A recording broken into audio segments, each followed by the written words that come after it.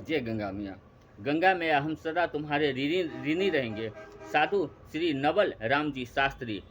गंगा इस नाम का स्मरण करने से पापों का नाश हो जाता है। गंगा नाम के कीर्तन करने से अति पापों का और गंगा जी के दर्शन से महापापों का नाश हो जाता है। गंगा जी में प्रतिदिन स्नान करने, गंगाजल का पान करने और पितरों का तर्पण करने से महापातकों के समूह नष्ट हो जाते हैं। गंगा गंगा गंगा इस नाम को सैकड़ों कोस दूर से उच्चारण करने से मनुष्य समस्त पापों से मुक्त होकर विष्णु लोक को चला जाता है। गंगा जी का जन्म स्थान गंगोत्री गौमुख से है।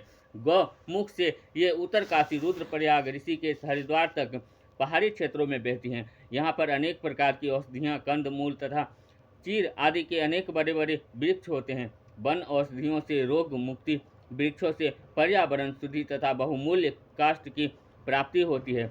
हरिद्वार से आगे मैदानी भाग के रुड़की, मेरठ, सौरो, कानपुर, प्रयागराज आदि नगरों से होते हुए बंगाल में कलकत्ता से आगे जाकर गंगा सागर में मिलती हैं, जिसे गंगा सागर कहते हैं। गंगा के मैदानी भाग में मानवीय जीवन का मुख्य आधार अन्न और जल गंगा से प्राप्त होता है। अन्न में गेहूँ, चावल, जौ, चना, सरसों, कपास, फलों में आम, केला, संतरा, मौसमी, तरबूज, खरबूजा, अंगूर, गन्ना आदि तथा शाकों में लौकी, तोरी, भिंडी, परवल, आलू, टमाटर, गाजर, मूली, कटहल, कद्दू, पेटा आदि सब्जियां गंगा के कारण हमें प्राप्त होती है। गंगाजल मानव को पीने के लिए मिलता है।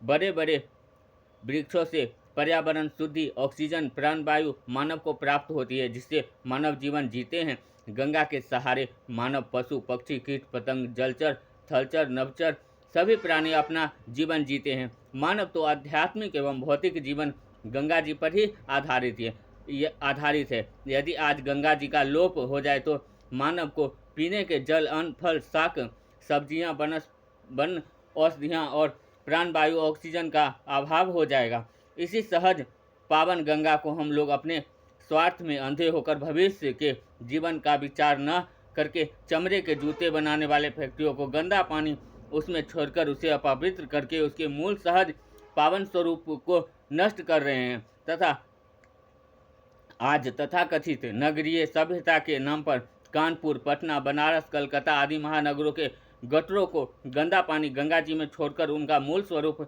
नष्ट कर दिया गया है। इस दुष्कृत्य के लिए हमें गंगा जी, प्रकृति, परमात्मा तथा भविष्य में आने वाली मानव पीढ़ी क्षमा नहीं करेंगी, क्योंकि हमने गंगा को नष्ट करके मानव जीवन के आधार को खत्म कर दिया है। अतः समय रहते हम सभी को तथा सरकार को चाहिए कि गंगा जी में फैक्ट्रियाँ एवं गटरों को दूषित जल न जाने दे, जिससे वह पावन बनी रहे।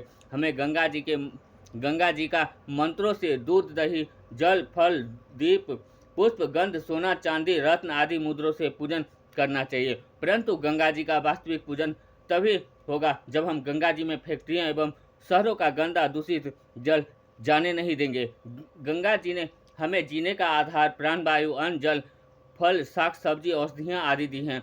साथ ही हमारे एवं पूर्वजों के अशुभ कर्मों के पापों को धोकर निर्मल किया है, परंतु हमने उनके सहज पावन स्वरूपों को नष्ट कर दिया। गंगा जी ने हमको जीवन दिया, परंतु गंगा जी को हमने क्या दिया?